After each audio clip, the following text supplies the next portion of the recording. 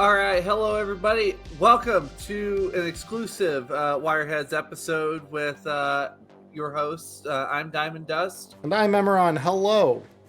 and today is episode 12.5. Correct? Yeah. That's where we're at. So Yes. 12.5 is where we are. That's crazy. All right.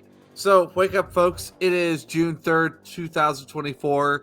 The Cyberpunk Edge Runners Mission Kit is the first product release that is now on pre-order from Artile Games. Mhm. But well, that's nice and all. We have someone who I've been connected to in the community for quite a while, professional GM Tracy Goodwin, here with us today.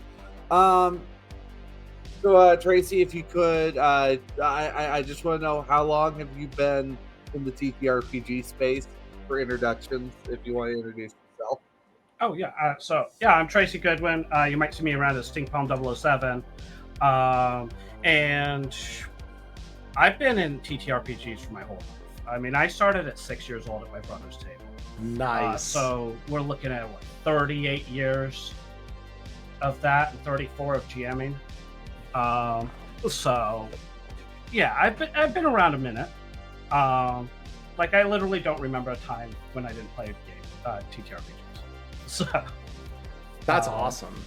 Yeah, I started with the old red box D&D. Oh, Yep. Like first edition D&D or was that? Yeah. So yeah, it was first edition before you added the A. Wow. That's the first one I read and GM'd. My brother, I think, was playing a D&D first edition at the time. We did a lot of Oriental D&D also, which was cool. But then looking back, it's like, oh wow, the way you treat the material, But hey, whatever. Well, yeah, I mean the world's grown and obviously I think a lot of culture shift and things happen too over that same span of time. It's a big gap of time. Massive culture shifts. I used to talk about that when I was teaching classes. So I would pester my students about the culture shift and how different things are, because it's huge. Yeah. Yeah. So first edition D&D was kind of your entry. So where along the road did you pick up and enter into cyberpunk then? Oh, so cyberpunk genre was from movies and shit like that, right? RoboCop, Johnny Mnemonic, all the good shit, old 80s cheese, and 90s stuff. cheese. All of it's great. Yeah. Great stuff. Love me some RoboCop. I was watching RoboCop 1 the other day, and I was just smiling the whole time. I was like, damn, they got the evil corpo, they got the big robots, it's all it's great. Game wise, I actually used to play Shadowrun.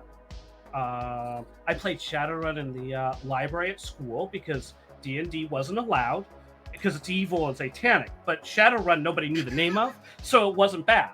There were far more drugs and questionable topics, but they didn't know that name, so it was fine. Yeah, I find that actually that's hilarious. Oh my god. But yeah, so I did that. I played a little bit of 2020 in high school, but not really enough to know it existed and some basics on it, but not a whole lot. And then but I've always loved cyberpunk genre shit. And then when I heard about 2077 coming out, and then I heard that oh my god, they're making a TTRPG and they're working together to do it right. And I was just like, oh my fucking god, I have to have, game changer. Yeah. Yeah. No, well, today's announcements have been we kind of knew the pre-order news was coming. We've seen a little more of the book or the kit now, which again, like Diamond said, we're probably not going to delve too deeply into that here, but I know one of the things they mentioned that it tickled my nostalgia for TTRPGs in general, was I got into D&D with 4th edition Red Box. So when I was in my latter years of high school, and I remember Acquisitions Incorporated was big at the time for Penny Arcade.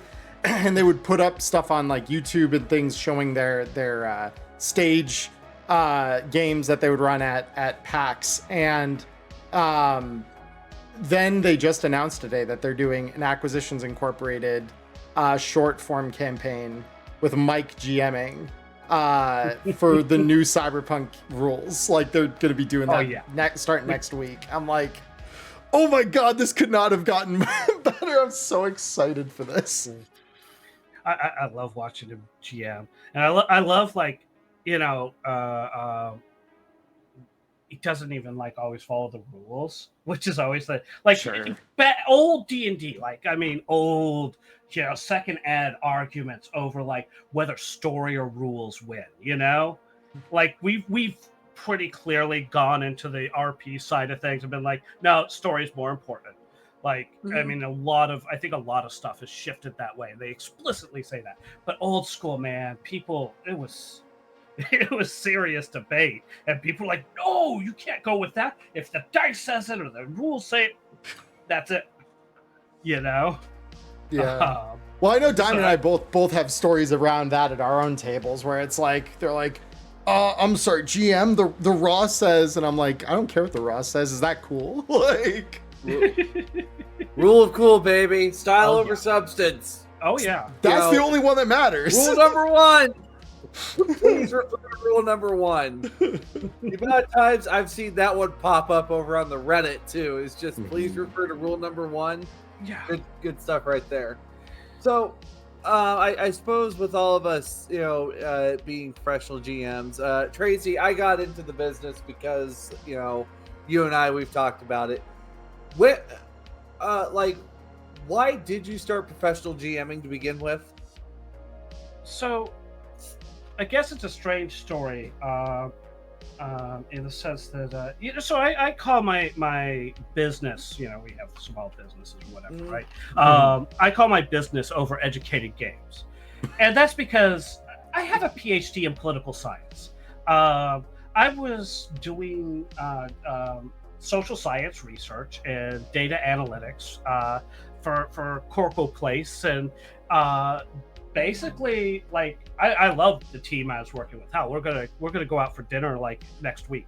But the management there was just terrible, and like when they went and laid me off, and I was just like, fuck this corporate bullshit. I'm playing some fucking Cyberpunk. I'd had it. I didn't want to go to another company and pretend that I actually care about your bullshit and actually tell you like all the stuff I have to say to get my job, and then go work all the extra hours to show that I'm a good employee. So you might consider giving me a promotion, but you probably won't. And chances are my income is going to slowly degrade as the inflation eats away everything, and I just end up worse off every year. And I'm like, I just don't have the energy for that this time. So I was like, fuck it. I thought about it for a few days, and then I luckily my wife was supportive. She was like, she was like, do you think you really can make money? And I'm like, well, there's some people I see on like online. I know that I'm not going to, you know, necessarily be the biggest person, but it looks like it's viable. And you know, she basically was like, all right, well, look into it and give me some info and whatever. And so she's been supportive of that, which really enables me to do this, because otherwise I'd be stuck working the crappy corporate job for more money.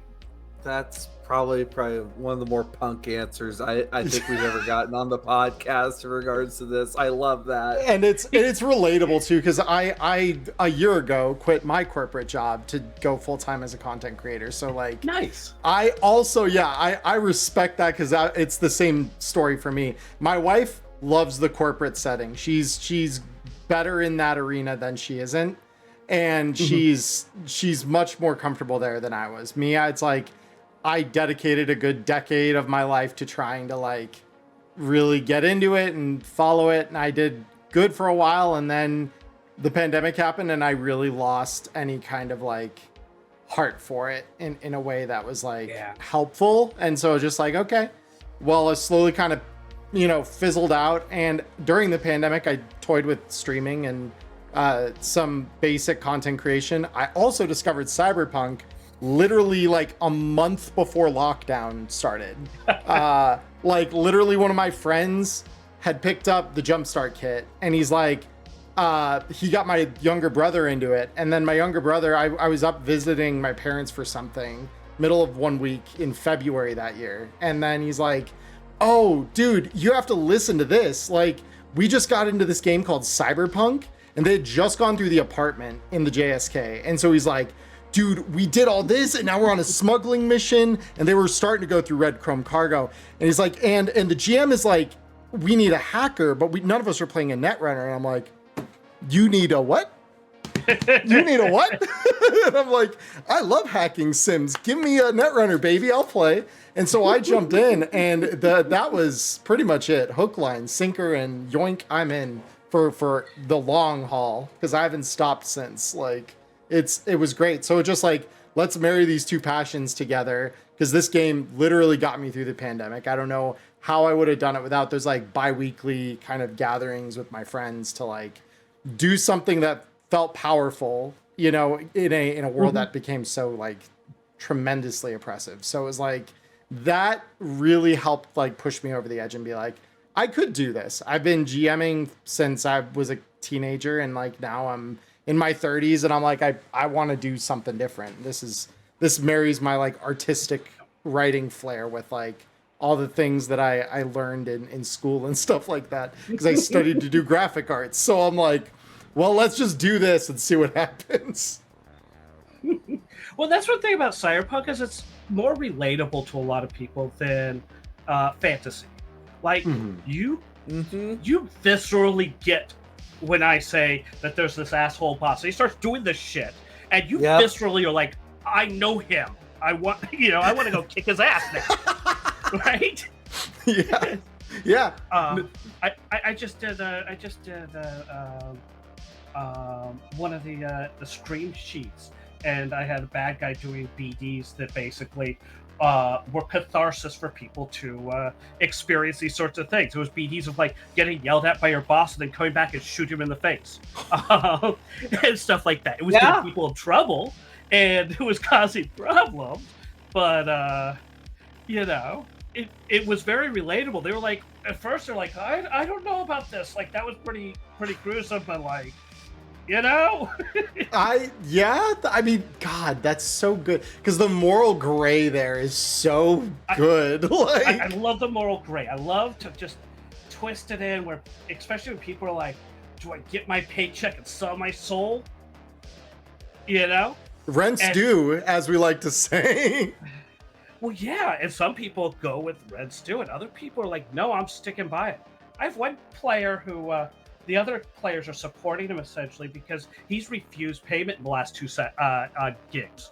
He's like, no, it was immoral. I'm not, you know, he played the whole time, but then like refused his money. So his friends are basically like taking the money and like, you know, buying his drink to cover his shit as they're going. Yeah. You know? I had players like that in my first campaign where like, no, on moral grounds, I can't accept that. Like, because it was especially the last gig, like it involved another nuke getting dropped. My players love dropping extra nukes on the city for some reason. To be fair, I grant them the ability, right? It's partly a me problem, but like they take it every time. So I'm like, you know what? Who am I? Like I said before we start recording, I am a man of the people. If the people want a nuke on the city is what they're gonna get. Like, fine. But then they have to deal with all the moral fallout that comes with it. And a few of them did not like that. One of the player characters in my first campaign just straight like oofed himself at the end, because he's just like, I can't. Like, I just realized what this means, and I don't want to live in a world like that. And I'm like, that's fair. Like, you know what? That's a justified response. Like, yeah, I get it. That's a good way to end a character. It was the end of the campaign. As in like a solid, like you just tied up. It's like boom. You're like, I stood on, you know, like, you know, or whatever it's just like, I don't know, seems fitting. It felt fitting. I was like, damn, like I don't know that I could have ever in all of my years prior playing D&D, I don't know that I could have ever like conceived of going in with the knowledge that my character was probably going to die, except for like I did it one time in D&D because of the logistics of swapping off the role of DM through a campaign to keep it running. But like outside of a scenario where that is like the context, I could not imagine doing that. And so for him to do that, I'm like, this just made me love this game even more. Like that is like not the wrong choice, right? Like death is not the wrong choice. It is a choice, which is wild. I suppose, like, looking at like big moments at our time in Cyberpunk, Tracy, what was one of your proudest moments so far as a professional GM? Like, have you had anything happen at the table, at one of your tables that it's just like this is one of the things that you'll stick on the fridge, you know, this will stay in the back of your head? There are events that happen occasionally, right? Like big cool things that you're like, damn. And sometimes it's just something totally stupid when I like walk out of my office and I'm like, I just nailed a player with a max damage SMG auto fire. Yeah. Yes. Like, love that. you know, and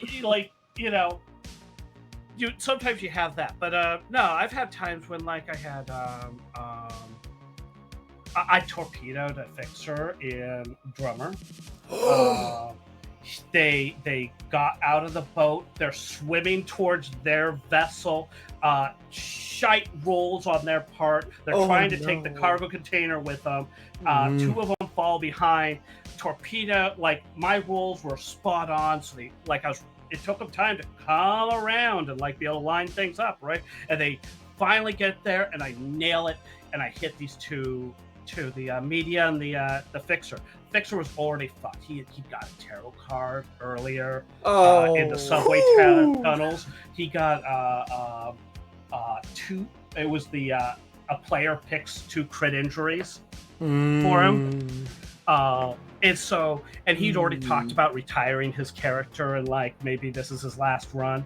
And so he was going to die. So we ended up doing it as this. Basically, he goes and he like, you know, basically does the throw my body on the grenade, except for it's a torpedo in the water to protect the media. The media still got hit and everything, but like it was to protect the media. And then as a little bit, as he always was obsessed over his damn suit.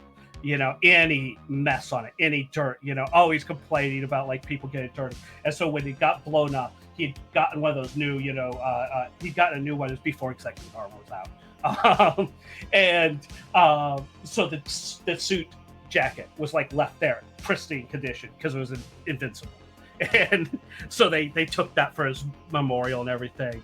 And he was like, he told me afterwards he never had a character die, and like he thanked me for basically his character dying and making it a good scene, and it was a good, you know, it was this whole thing, and it was just like, yeah, I love that sort of shit. I also love when I get a number of players who want to GM, or actually really there's a chunk of, I don't know, I assume you guys see this, of forever GMs who go to pro games because you can't like play, so yeah, you know, you're like, yeah, hi, yeah, you pay so you can play because you're like, dude, I always GM, so right. You know, and so I have a number of people come over and they want to learn the system to run with their friends or whatever. Or one of them was learning to go pro GM, and like, you know, he learned it and like whatever. And then a while back, I got a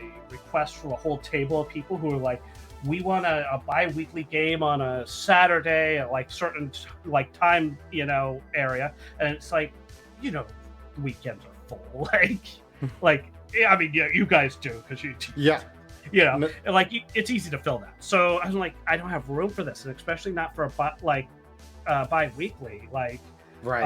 I already have weeklies in there, so I passed it over to him, and he got started with that. And last I heard, they were having a lot of fun. It's great when you know, they go out and they spread the love, you know, or the dark future, right. Or whatever you want to call it. Yeah, you know, like whatever passes for love in Cyberpunk.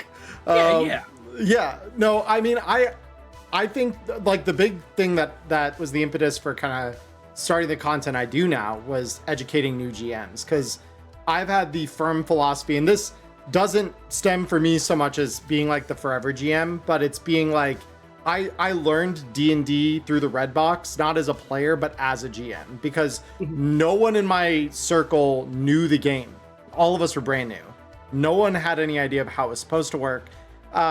Me having the superpower, also known as autism, decided to hyper focus and just like read that set of rules for like a good week, and then I'm like, I could probably DM. Like, this doesn't seem that hard.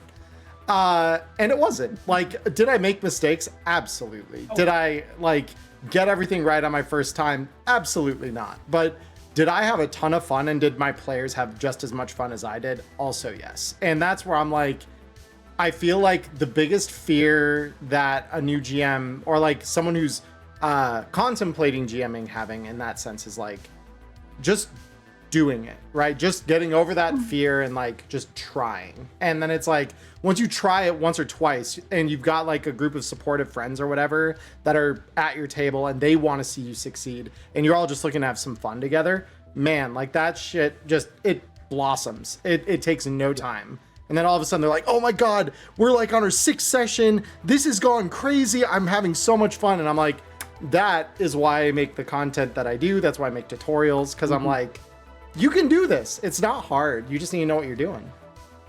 I suppose for me, I was part of Tracy's live play game. I Know You Are Twit, where we dealt with definitely not a satirical commentary on a multi-millionaire, billionaire, who might think he's a big time tech guru. But like one of Tracy's bosses like pummeling my solo right to the edge of death. Like I walked out of there, I think, with 3 hit points and like almost no armor left. It's one of those that I will remember, and I remembered it well to make sure to actually keep up on all my combat skills if I'm looking at doing martial arts. Well, and those are the moments like when you are on your edge of the seat for like every roll, right? That's when it's like a blast. You're like, the tension's ratcheted up and you just want to kind of keep it up there, but it always kind of wants to creep up or go down, so you gotta like let it go and like maybe let it go a little bit and like then get back into it. But it's when you're right up there and everybody's just like waiting, bated breath on every roll, and they're just like, oh my God, that's the best, man. I was playing Cyborg. Cyborg's a fucking I love that. I love Cyborg. Oh my God, don't even get me started. It's a meat grinder. And it is. That's why I love it.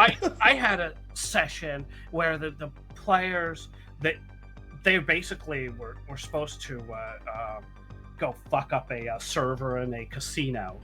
And Lucky Flight? No, it was a different thing that I kind of just fucked around with. Okay. We rolled shit, ended up similar. But they had to go fuck with this thing, and they just gonks, and they got themselves outed by security like first thing, and man, we spent 2 hours on the edge of our seat. I swear I thought I was gonna TPK them so many times, and I ended up only killing one person, but like it was just every single swing, every single defense. It's like, are you dying right now? Like, it came down to like that one last glitch just to avoid the shotgun blast that would have killed you, kind of thing. It was fun. I mean, that's what we're there for. It's fun. Yeah, and definitely. I suppose, like those moments, it makes the professional GMing just a little more satisfying when we can deliver on that kind of tension. Let's see. What is your process for preparing for session? Anything that maybe like our fellow GMs listening at home might be able to take away from when you are getting ready for a 3-hour session? Well, so I kind of see GMs, and of course, there's not just two categories, but there's over preppers and there's people who just wing it, right? Mm-hmm. I'm an over prepper, and so I have been learning to cut back my prep because I can't over prep with like 9 tables. Now I can go on stupid, hyper focus driven map building insanity or something for a little bit for one group or something. But you got to get to all your tables, right? Yeah. So, Wait, 9 tables? Yeah. Oh, And that's not with. I mean, 2 of them are share one time slot, and they're bi-weekly. So it's like 8 a week.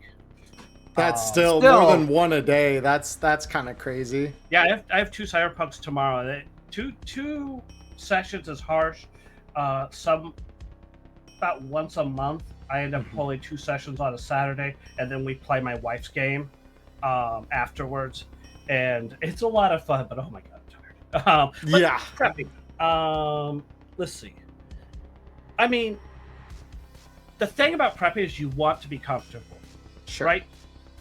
I think that's probably the number one thing. Like, I'm all about people being comfortable and having fun. I'm not gonna, be a Nazi about like, oh, you have to be in character, blah blah blah. No, fuck around, have fun, But you want to prep so that you feel comfortable, and whatever your setup is to get comfortable before you go in the GMing space, it works much better. If if you're rushed or whatever and you're jumping on last second, you always feel like one step behind on the whole game, the whole session, and so that's a big thing. Now I do a lot, like currently I'm using Roll20, but I do have a Witcher on Foundry, and thinking of switching over, but whatever. I do a lot of notes on my maps, so I do a lot of like Roll20. I do a lot of GM layer. I will write out notes or passages or equipment on the map. When we're done with a session, I will, like, if we have something that's important that we need to remember, I'll write it on the map. Underneath this guy, it'd be like broken leg, broken arm, and I'm like, okay, now I'll remember that he's got problems or whatever at a glance, or I'll write like so and so wants to do this, Dante wants to hit the net system, and that sort of thing. And so that helps me with some of it. And then, like, let's see, as pro GM, I mean, reusing material in a fluid way is critical. Like, you can have a scenario in your mind, right? But it can come out as a dozen different scenes. Yep. Right. And it depends. You have to have the players to figure that out. But you want to have those things that are flexible enough that you can use them between groups, and you can have them prepped, but then you can also change them to fit your needs on the fly. Sorry, my cat just decided to sneeze in the background, so that might have come through my mic. But you want to have that prepped. I mean, I tell my my kids sometimes with jamming, like, sometimes you can bring your players to the plot. Sometimes you have to bring the plot to your players. So, so you got to be prepared to grab up this scenario, shove it over there, and be like, all right, we're playing from this direction today. But reusing that material, prepping it so it's general and helpful for other people, filling in details from the last group that they asked questions about. So when you answer something, you're like, I'm not answering that again. This is now the thing, This is this random token's name or whatever. Somebody called him that, Yeah. So yeah, I find that helps. I find leaving notes on my maps help me. But I mean, really, it boils down to feeling like you're ready to run the session. I know something that's helped me a lot as I've kind of started developing my sense for, I mean, obviously, like producing a streamed game every week.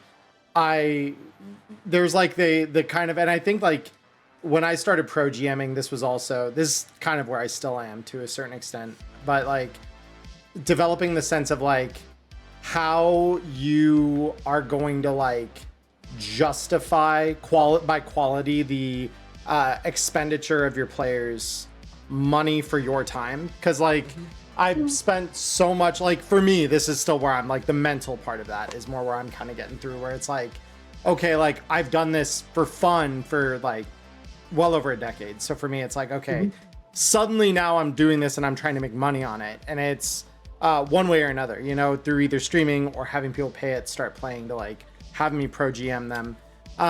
And so like, I think the biggest help for me process wise there is I stopped focusing a while ago on what do I want the plot to be? And it's more of what scheme does the enemy force have in the setup I'm providing? And then you build the rooms basically, or the spaces, the buildings that these will take place in. And you start just building the foundations of each of those and like flesh them out on the fly more. Because by doing that, at least then you're not like really diving so deep down into the mire of it all that you're like at risk of over prepping. And it's, you still then get like a nice complex thing your players have to solve out. And you're just worrying about the parts that they're actually going to touch rather than the things that could happen but might not happen. Absolutely. I mean, if you have an idea of what your forces at play want out of things and what they're trying to do, then you can come up with a response to anything. Absolutely. That's what you have to do. I mean, because, you know, do I expect my players to go dress up as Addams Family characters to go meet the sinful Addams? No. Did one crew do that? Of course. Was it fantastic? Oh yeah, we had a blast. Gomez's battle. My Addams Family actually has two Gomez's. There's a split because there's a thinner one and there's a heftier one, and they argue over who's the real Gomez. And then I had a player show up as we had a battle of the three Gomez's. Oh, that's hilarious! Oh my gosh. It was fantastic. All I can think of is that Spider-Man meme of them all pointing at each other. It's just like, but instead of finger guns, it's just actual guns. I love that. They were throwing that meme up in chat while we were doing it. I love the commentary when you're playing. Yes. You like, you know, you're playing and people are throwing memes and shit in the chat, and like, you know, the reactions you get when something crazy happens. You know, they decide to jump down in the sewers from some stupid reason, and lo and behold, they run into the cyber croc that people have rumors, and they're throwing in like crazy memes in there, and I'm just cackling at what they're doing while we're trying to keep going, and you know, it's great. It's great. That's honestly what makes some of the most memorable sessions, though, is just like you're saying, when people are just chucking memes into the chat and you're just like, all right, like, yeah, this says to me you're having fun. It's like the best kind of like secondary feedback you can get is when people are memeing up the scenario you're putting in front of them. It's like, all right, one, you're paying attention, two, you're definitely having fun if that's been your response. So I love that every time my players do that. Yeah, I love it. And also, it's a great thing because sometimes you end up sidebarring with like 1, 2, 3 players, and others are sitting out for a moment. And so like, it's great when they're just like all in it and they're dropping in that stuff, or they're making commentary. Or sometimes I have in Roll20 chat, I have 2 players that are doing a side conversation as characters in Roll20 while we're having a conversation in game, like with another person. And so like, I'm sitting there talking to somebody else but trying to read what they're saying, and occasionally like, wait, what? You know, and it's fun. I mean, that's what it's all about, right? I mean, my whole philosophy of GMing is a good session's one where everybody has fun, including the GM. Yep. And that's the goal. Everything else, I'm not going to sweat it. We can fix rules next time. We can retcon bullshit. And hell, I'm going to forget to say something that I planned on saying. Right. I always do. Yeah. Inevitably. Well, especially when you said 8 tables, like that's, or 8 games in a week, rather, 9 tables. That's like, of course, there's a certain degree of like, oh, damn, that's right. I forgot because half of my brain was like off on the distance or whatever. So actually, I'm curious on you guys on getting mixed up about games. Like, do you do that much? Like between different tables or like? So I don't get it as bad. Like but I'm a pretty good note taker. I also have a pretty good memory. So like when I'm carrying from like one thing to the next, as long as it involves something that is like one of the characters that I'm running, that I'm like, I like anything involving my characters, remembered like a trap.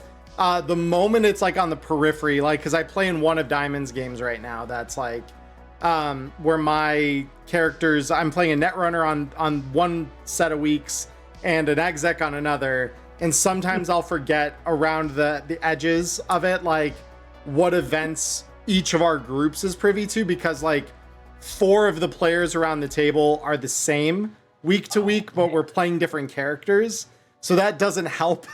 But like if it's my own table, if it's my own tables, like I've got different players around the table each game, so it makes it a lot less difficult for me to like the context keep it straight. Yeah. I'd say that's probably the bigger thing. Is like contextually, it's not hard to keep things straight. And if you're taking notes, especially like if you're like, okay, that's right, for Thursday's game, I need to remember like this is what's kind of going on. This is where they're going next. Friday's game, this is what they're doing.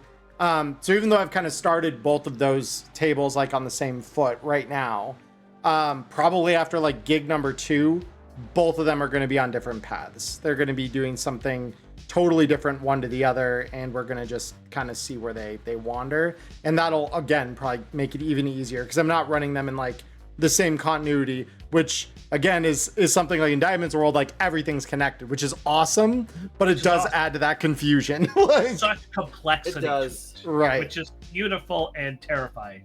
Right. Because then one thing that my exec does suddenly reflects on the Netrunners group, and I'm like, oh shit, I just made this harder for myself. Yeah. I find that like I usually need to look at my Roll20 game or something to get that context. And as soon as I pull it up and I look at a couple screens, I'm like, oh yeah, that's what we did. Yeah, well, and like you said, if you're making notes on the GM layer or whatever, that's like I've got like a Google Doc for both of my groups that I currently am running on the Pro GM side, and as long as I've got my note taking down, I'm pretty back into like the mode as soon as I reread kind of where we were at or whatever we did last. Also, that like if you don't run the same scenario at the same time with people, it's easy to keep track of them.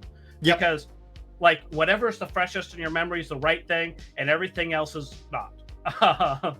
And so, like if you just make sure you don't run the same scenario at the same time, then it's so much easier to keep track of continuity or whatever of what they're doing. But you never know with players. I mean, I have a NCU officer from Night at the Opera. I start most crews with Night at the Opera, and he's become a major fixture in one of my crews. They became obsessed with him, and he's like an antagonist and like a whole thing. I never thought I'd have like that sort of crap going on, but hey, whatever, right? Like that's the best kind though. Like I've always said, like, you've done a really good job of writing a successful NPC when your players glom onto them and they're just like that. They either love them or they hate them, and the fact that they're unified in their love or hatred is like, God, I did not expect this when I wrote the guy, or even just haphazardly just like threw him on the table. I'm like, yeah, this is this is oh geez, Diamond, the why can't I remember the med tech I used in season 1 right now? Fildo. Good old Fildo. Oh, Fieldo, the Fieldo. medtech / rocker boy who uses funny voices. And my players loved Fieldo. Every time I brought Fieldo in, they're just, did you like want to go for therapy? Oh yeah, only if it's with Fieldo though. It's like, oh hello there, welcome to my clinic. Would you like to hear my latest mixtape? It was beautiful every time. Awesome. And it's just like, yeah, there's just some throwaway that I literally took it from a story one of my other friends who plays like D&D. It was his like villager peasant character that he played in one campaign, and he was telling me stories. I'm like, I'm gonna steal that. And he's like, I'm glad to see his spirit lives on. Awesome. All right. So, top 3 types of gigs to plan, Tracy. What are they at, or do you happen to have some pre-writtens you also enjoy? Oh, I mean, I do the pre-written ones. I fuck with everything, so it's not. It never quite comes through the way, it shouldn't come through the way it's written. You're always going to do whatever you do. But I have found pro GMing that I really like investigations, as in like I run a lot of them. And I had to stop at one point and go, wow, I run a lot of investigation like scenarios. But I enjoy those. I like putting out a mystery, watching the players try to solve it, the person who guesses early or whatever, and like, I nailed it when they figure it out. I know it was him, yeah. The look on their face, sometimes when they're like, their worst fear was the proper guess or whatever. I love that shit. And a lot of people find them hard, but if you're really flexible about things, you have an idea what kind of evidence you want to put, you can oftentimes just transplant it to wherever they decide they're going to look. Because main characters tend to end up at places where things happen, right? Like, I had a thing. So in your game with me, Diamond, you guys, I threw out a comment about a Borg living in the precipice, and the way you guys reacted, I thought you guys were going to bite on that. Now, he had nothing to do with it. He's one of my players' characters. But if you had gone there, you would have run into the camera woman from Hot XP, who would have gotten you back on the track with things, because she lives there. And so it was just like, sometimes you got to just drag them back in with whatever, because they end up where. So I like it. I like investigations. I'm not sure if it's a type you're thinking of initially, but I like when you put that like moral dilemma or that real gray area that when players have to stop and question whether they should do this or should do that, and there's debate over it. Like, and you want that debate just shy of actually bleeding into something bad, right? Like when they're invested, they're like, yeah, it's great, but you don't want it to accidentally bend into like, now I'm mad at so and so, right? You want it like, but you offer them a nice juicy prisoner's dilemma at the right point. Yeah, no, I get it. Those kinds of dilemmas are like one of my bread and butter of this. Oh yeah, I mean, I love that sort of thing. And then, I mean, I don't know. I like quirky shit, honestly. Like Fallout shit is totally up my alley. And Fallout's got great stuff in it. I do quirky things, Player wanders off in a back alley, asked to look in a shanty house thing that nobody has ever asked about in like 8 times of playing the scenario. He goes in there, and we're like, what the fuck's in there? And they're like, dogs playing poker or something. And so I'm like, oh. And I whip out my mole rats playing poker picture and my Cthulhu fry cook, and put a Cthulhu burger in there. And he had a burger and some slurm, and lost his money to some mole rats. And then he came back, and nobody else saw this thing or whatever, and the only evidence he had was a slurm can. So now it's just like, did I see that? Am I hallucinating? Is the blue glass hitting a little stronger today than it normally would? Like, yeah. I think I need to lay off the chems a little. So I do stuff like that, or like I have a thing I call the Night City Creature. It lives in the bay. Don't throw too many bodies in. It might come around. And you know, when I have those sorts of things, if somebody's like conspiracy theorist, either it's only they get to see it, or only they miss it. Like that's the play. Like I like to go with, right? Because you have to have that, like, it creates that nice dynamic with the players where they're like, you know, have that like fun conflict over it or whatever. And then like also with things that are weird like that, it is impossible in my game, and I'll tell players straight up, it's impossible to get a clear shot of it. It is either blurry or shaky, period. There is no clear shot of something that shouldn't be. There always has to be that question of like, is it real to everybody? And like for people to be like, no. I mean, I saw the video, but the cyberpunk thing. Like, you know, and so that's just one of the things I like to play on there, is that like, no, you can never get you can't get a selfie with Bigfoot. You can get a selfie with the guy who went to Biotechnica Zoo to look like Bigfoot. But, you know. Delta Green, anybody? Yeah. No. So the next kind of question we had for you is, are there any like challenges in particular that you've faced in your time of GMing that have kind of like really kind of pushed you to find like solutions to some of those problems, or like that maybe you had starting out and then nowadays you've kind of worked past those issues? Well, I mean, so at first I was a little bit more lax with safety tools. I used lines and veils and whatnot, but I wasn't doing like the X card during game, and like and after a while it kind of came clear, like didn't take that long, but like, you know, something comes up in game and it's like, all right, you know, I really should have this, and boom, it gets added. And then like, you know, something else comes up at some point, I don't remember what, but like, you know, things kind of come up sometimes. A lot of it comes down to social stuff. Conflicts between players is rare, but a pain in the ass, and those you just kind of got to do the best you can. Well, those are always tricky because they're so context dependent too. It's like there's no like one size fits all solution. No, yeah, and oftentimes it's not one side is right. You know, if it were that simple, then you'd just be kicking one person, right? You know, but it's not. And so those are tricky. But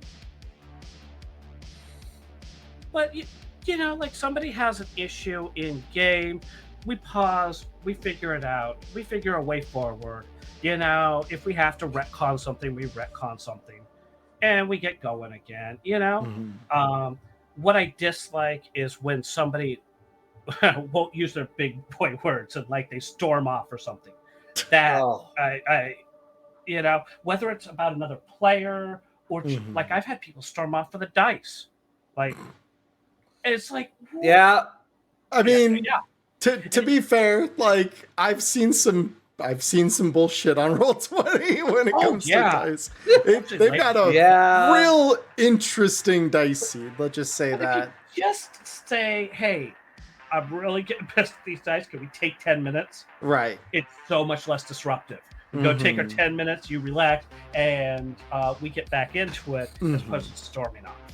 Right. No, I agree with that. Yeah, like be mature, like, because obviously Cyberpunk is not a game. Like whenever my family has asked me, because like they're like, oh, what do you do nowadays? Because like they know what I used to do, and I'm like, well, nowadays I kind of have to give them the like long form explanation of like, well, this is kind of what I do. I play games online for an audience, and I'm writing a story, and that's what I do. And when they inevitably ask if my like 10, 11-year-old cousins are like, would they like it? I'm like, they are not old enough for this. Like, so everyone I'm dealing with around a table, thankfully, like, I mean, start playing in general, it's like you have to have a credit card. So it's like, Yeah. It's kind of hard to do that before you're 18 anyway. But like, even if it weren't, like it's, I said hard, not impossible. There's a difference. But bottom line is, yeah, like we all should be adults here. So treat it like an adult, and that can be tricky with some people, especially like if you have like really hot personalities in terms of like someone has a short temper, or like they feel the need to always get their way, and then when they don't, it's like extremely frustrating. And to an extent I understand, but it's also, yeah, like don't make it everyone's problem when you're having a problem, and that mediating that, which is kind of the GM's purview, and that is tricky because it's like it takes you out of the having fun aspect of the role and then puts you into like you are playing referee, which is such a fitting term that they used to use for the role. Like, it makes sense why they call us that, but man, oh man, I don't like playing it. I suppose some other challenges. I've seen, you like some of the work that you've done with like Night at the Opera, like some of the extensive like writing that you may have to do on some of these pre-written gigs to make sure you cover all your bases. Like, I want to bring this up because like I have found this useful when I've ran Night at the Opera. But would you mind, sharing with the audience like a little bit of what you've had to do with Night of the Opera because of kind of how narrow the scope of that adventure can be? Oh yeah. And if you want, you can share my stuff with them and your links or whatever when we're done. No, so it's Night of the Opera is written, basically starts you out. They're like, hey, this woman went missing from NCU. 7 women over the last 4 weeks or whatever, I think it's 4 weeks, have gone missing. Something's going on. Rich dad wants you to get him back. We think it's the Philharmonics. Go check out their party. Like, right? And they pretty much just throw you at the party. There's a touch of not quite that, but like they aim you at that, and then as soon as you're done with that, they start aiming you right at the end game, and maybe you go by hunt for his office or whatever. Well, that's like not very satisfying investigatively. So I like to make the players get to that point where they would start the adventure. I also do this with Staying Vigilant. That I make them investigate some of the prior crews dying. So I build it out some. They come in, and actually that's where Officer McNeil of NC Campus Police became a thing in one of the crews because he's a fuck-off police officer who'd rather get a nap than go do his job. Chick hasn't been gone hardly at all, and so it's probably just somebody out on a bender, and he doesn't really care. And so players come in, see him not caring, get pissed because he's like that. Some play it nice and like sweet talk him and try to get access to security footage and shit, and other ones are total assholes, or break into his office and hit it with a stink bomb and then spray paint on a wall that Kenny was here, even when your name's not Kenny, but one of the other placeholders is. Yeah, you know who I'm talking about.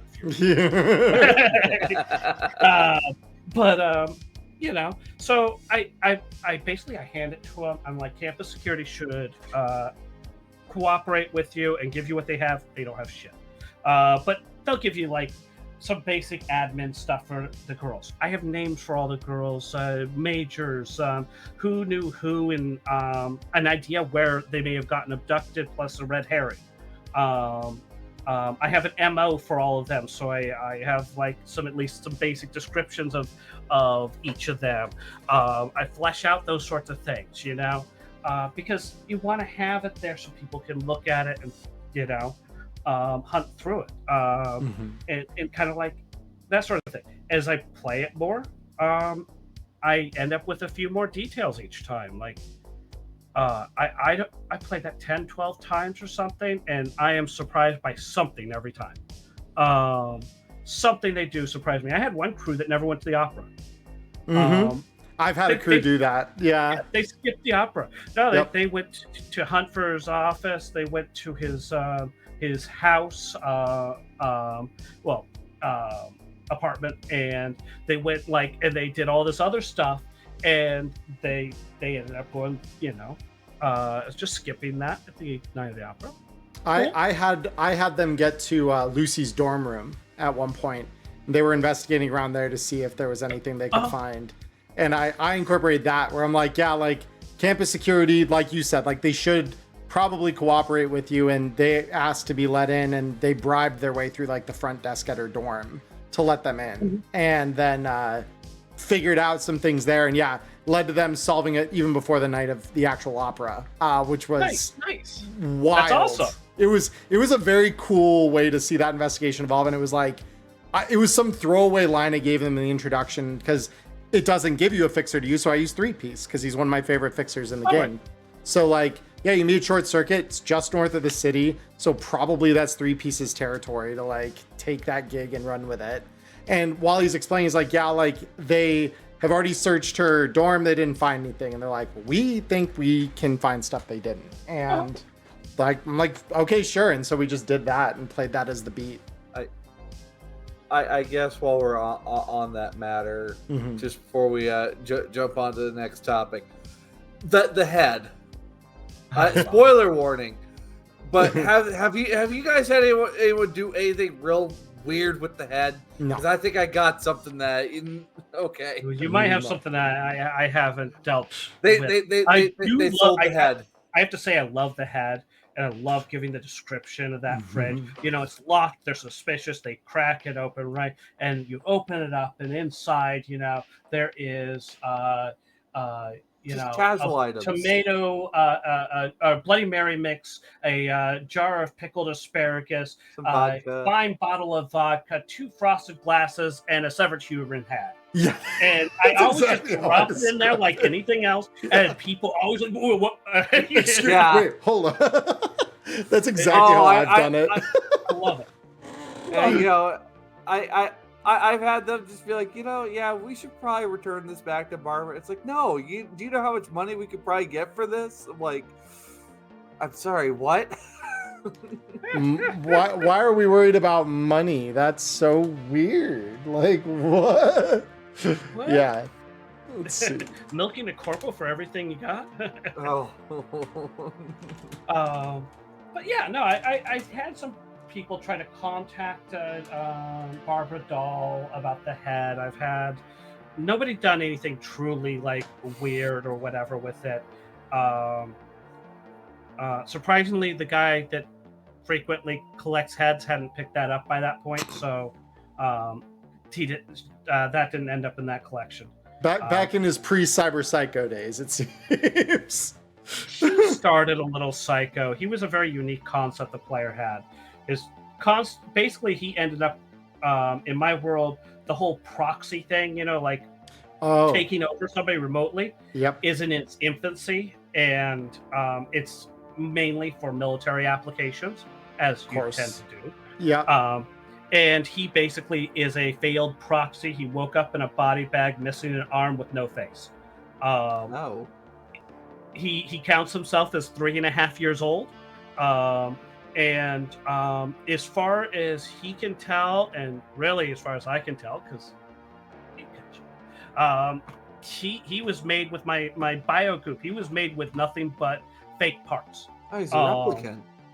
So yeah, he basically has impressions of people who have ridden his flesh sleeve, left in him, and sometimes those come out. Apparently, when he drives, he is a little old Jewish lady who goes very slow and is like constant, like, "Oh my dearie, we shouldn't be going that fast, Why did you have it good?" And just like, and then like he gets out of the car and it's a totally different guy. He's my rank 9 solo who just fucks everything up.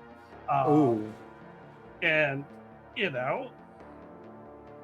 that is a fun character concept. Almost reminds me a little, Diamond, of the one NPC that you told me about a little bit in one of your games. Oddity. Oddity, yeah. I couldn't remember the name. All right. So, how do you recommend new professional GMs kick things off, like when they get started? How do you how do you recommend that they do so? I mean, so there's the whole bit with you got to do some research first, right? You got to look into what you're doing. You got to figure out what you're going for, and probably talk to some people and see what's really into it and everything. People get the whole like conception, like, oh, you get this much a table, and like you must be making tons of money. And I'm like, No. dude, I'm doing pretty good if I hit minimum wage. Right. Yeah. That's my vibe too. It's like, not really. Like, Yeah, no, not really. Not for the hours, but yeah. I like it a hell of a lot better than anything else that I've done. Right. But part of it's just diving in. I mean, I had kicked around the idea. I had even started up some templates on StartPlaying and started prepping stuff. And I realized after like I lost my job and like was like I'm gonna do this. After like getting that going and everything, I realized I was never gonna start up if I hadn't lost my job. Because there was always one more thing to prep, one more thing to get ready, one more thing, right? And that was more of me not quite feeling ready as opposed to not actually being ready. Right. And so you have to, at a certain point, you have to take the plunge. Right. If you want to do it, you gotta do it. It's just like GMing the first time or running a new game for the first time. At some point, you just have to dive in. Well, yeah, it's like anything. Until you feel comfortable taking that leap of faith, like there's always going to be some obstacle to it. And like there was like a year before I decided to like take the plunge into like running a streamed game, which was kind of precursor to me running like professional like start playing gigs. Was like, okay, well I want to make sure like I've got like music figured out in terms of like copyright because I don't want to get stung there, and I like need to make sure that, you know, I've got my vernacular figured out so that I don't use a term or something that's gonna somehow get video content demonetized, because that's another component of what I'm doing. So like, and it was all the, you know, like, okay, I've got like issue or question or obstacle, and it wasn't until I really had like the fire under my ass, so to speak, to like work through those problems that I'm like, okay, no, now I'm definitely ready, because like I want to solve these problems now. They're not just problems, they're things I need to solve.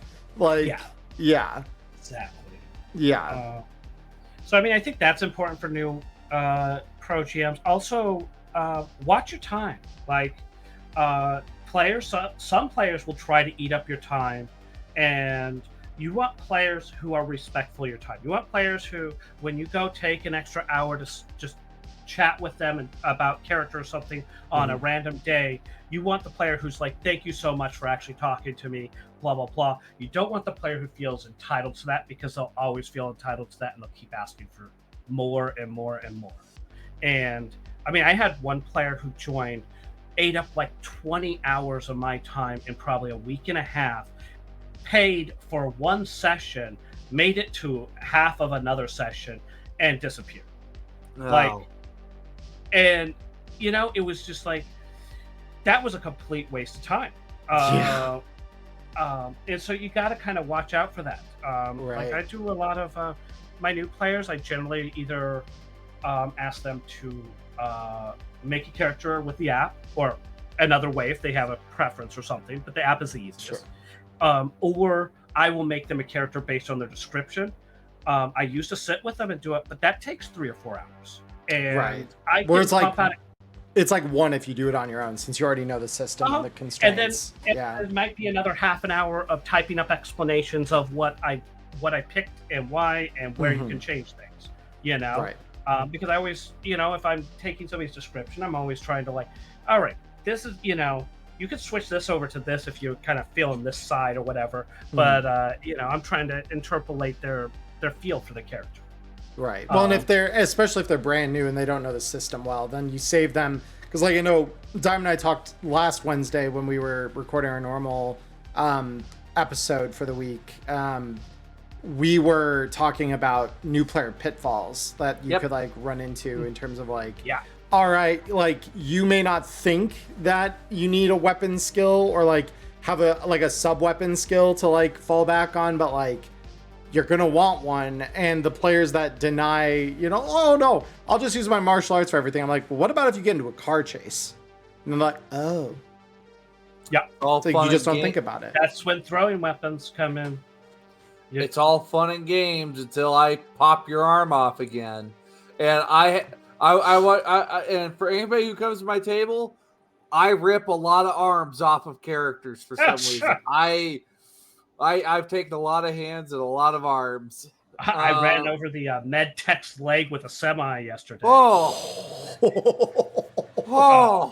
It, like collision, crit. It turned out to be a dismembered leg, and I made him do a luck check to determine if it was still on top of his leg when he stopped. He got lucky. Just some of his clothing caught in it, and so being medtech, he had his scissors handy. Crawled out. Yeah, he got lucky right up, like he got unlucky to even have that position in the first place. But hey, at least it ended up on the heads up side of the bad thing. yeah. It's great stuff.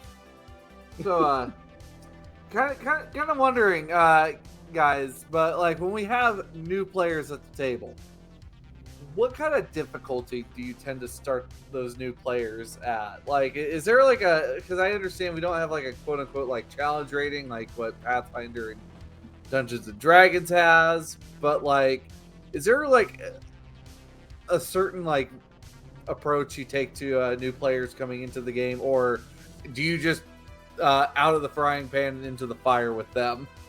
I mean, for me, straight into the deep end. Like it's edge runners, right? You're jumping in on this thing, and it's dangerous. And I warn people that the game's dangerous, and that like dying is not like D&D. Like it happens, Yeah, you got one try to not die, basically, and that's it. Yeah, and maybe you get a second. Right. So I mean, honestly, I have kind of, especially like playing Cyborg, it helped me drop the notion of balanced encounters. And so now, like a lot more often, I have scenarios where I just set something up and it's like, it's up to you what you do. If you decide you're going to go attack this place that has a ton of guards, well, then you're probably going to end up dead. If you pull out some tactic that I never thought of, which you may very well, you might not end up dead. I don't know, right? But like, I just kind of like a lot of places, I try to populate them how I feel is appropriate, and then we let it go. Now, when I'm just putting out mooks or whatever, I tend towards the one-for-one sort of thing. Most of my NPCs I made prior to Danger Gal is they would probably fall into the hardened category, but I just kind of look at stats and I just set them. I if I want a NCPD officer or whatever, I just go and I just start dropping in stats and I set it. And when I fiddle with it and I'm like, oh, you know what? I need better grapple on these guys because there's no way I could ever put somebody in handcuffs. Then I go and I knock up their grapple a little bit. And I'm like, okay, they're a little bit better at grapple. And that sort of thing. But, I just kind of toss them in there. New players usually come in with a just standard character creation thing, sometimes plus some group loot. If the group has extra like EQ pistols or something, host drummer, or whatever, they oftentimes get a little bit of extra freebies. In some of my games that have some longer term players, like the one with my rank 9 solo, I'm actually giving the new players an extra 5k to get gear, because everybody else has big toys, and so they should have at least one cool big toy. Because I find that like when you make your character, your base character is good at what they're good at, and if they fill a niche, they have time they can shine, right?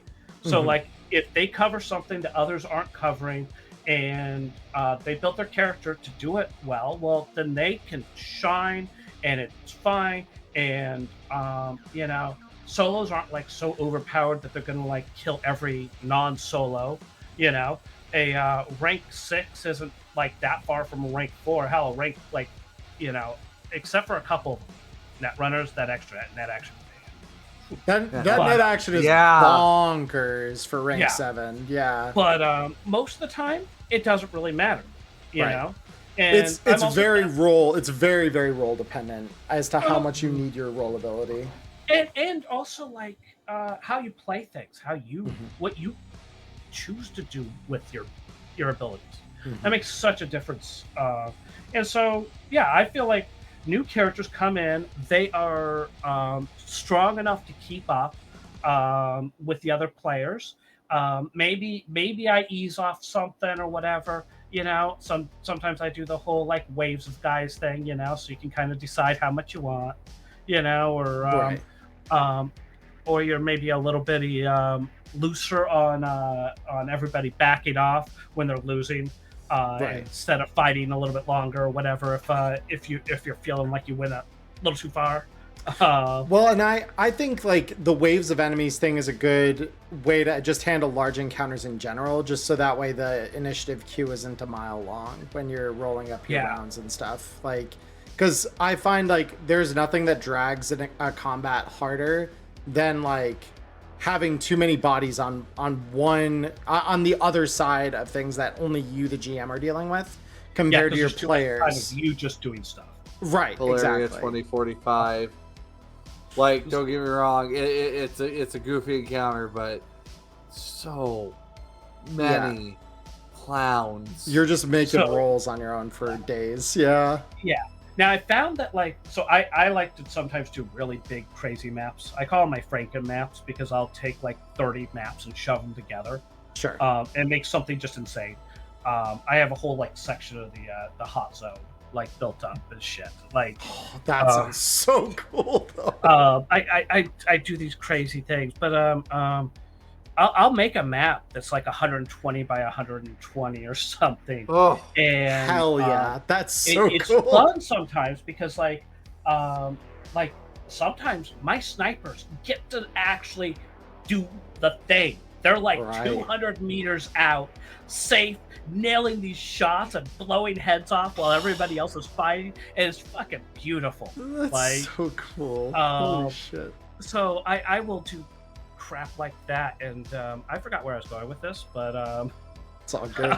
So I've got a question that kind of relates to that then. When you're designing your maps for encounters, do you find that there's any kind of rules that you abide by for? It doesn't have to be anything formal, obviously, but is there like a method to your madness, I suppose, in that way you're doing it? I like maps that are detailed. So like Mhm. I don't like bare bones or like blueprint style. I like detailed ones. A lot of it because players pick out details that I didn't notice, Mhm. and then they play them on me. They're like, "Hey, what's that?" I'm like, "Oh shit, what is that?"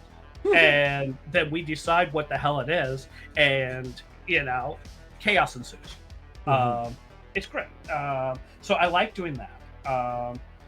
So I like maps with lots of details. I like if you give me and sorry, Artel, I love your shit so much, but like if you give me the map to just the fucking building and no exterior, it's gonna drive me crazy because like shit happens outside the damn building. yeah. Mhm.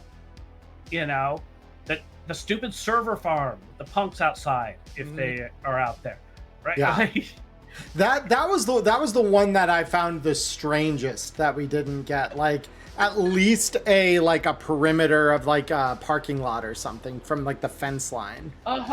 Like that one was so weird that we didn't get anything beyond just the server room itself. So like some of those I build out shit around it. Like that Mhm. one I have planted with city streets around it and shit. I need to go back and fiddle with it some more because I have better assets and I dump my old streets for new shit. But I do that a lot. I build out some of the area around Night City Chapel or around the server farm or around whatever place because I like you don't just fight in one building or engage one building. You engage the structure. Sometimes. Yeah. The streets. The streets. Things spill over, or players decide that a RPG is a better lockpick than anything else. I mean, it can be. You can. Don't roll You're not wrong. Like sometimes you just collapse the whole wall of an NCPD precinct with one. I've got no specific examples for that, of course, at all. Not even a little bit. No. But yeah, so I mean, I like maps that have a little bit more area. I want a little bit more perspective. Sure. I like to have details on it. But I like general kind of like if you have a street, like you have the normal like street stuff, whereas like ones that only have like say a crime scene version and no like plain version is kind of a pain because you can't always fit that in, right? Like so there's that. Otherwise I just kind of look for stuff that's pretty or fits the what I'm looking for, like it's hard to find good container complexes. Sure. There's a few of them. What assets do you typically use? Like, are there any resources in particular that our audience might look into if they're looking to maybe do what we're describing and like expand some of the maps that maybe lack certain context for like what they're asking of it? So I'm a big fan of solution maps. They have a modular city, street, and alley two sets. But those are really helpful because then I can drop streets around the stupid map. And I like that. I use frag maps and cyber maps a lot, and Nebula does some pretty shit. So, I mean, Patreon map makers, best place honestly to find them is go to like the Reddit or go to r/battle maps or something and hunt around for shit, and you'll start seeing stuff you like because people have different tastes. Yeah.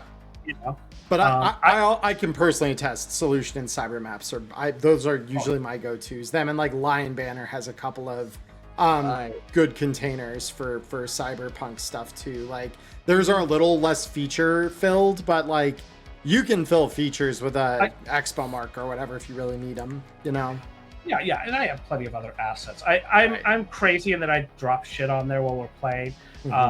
So like oh shit, I guess we took a couple of legs recently this weekend.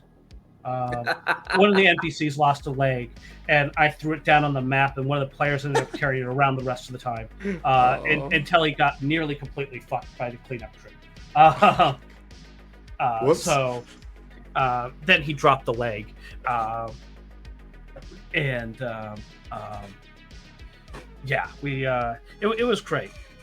In fact, that one ended up a little bit extra chaotic. I have a homeless Elon Musk token I put out sometimes, and I usually have him sitting next to some cars, and he makes some rambling comments about like what if these cars could drive themselves and stuff like that, and that sort of thing.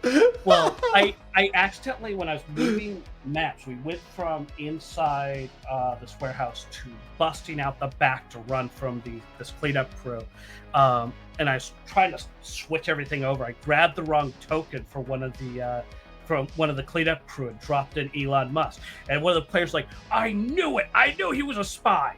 So I named him Elon the Spy, and he became the spy, and the player dropped the leg at the end. And at the very last scene, after the players all got away, that's actually the time they killed Nat. I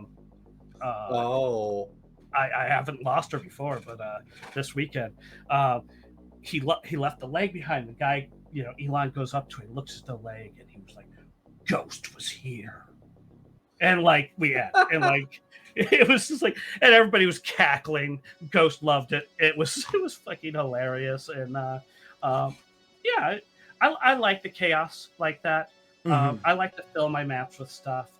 My wood chipper map, like I use the official one, but I have I don't even know, well over 100 tokens out on that. There is a crowd. There's people watching the entertainment. There's people around some of the fires. There are people doing deals. I have tables off to the side that have all my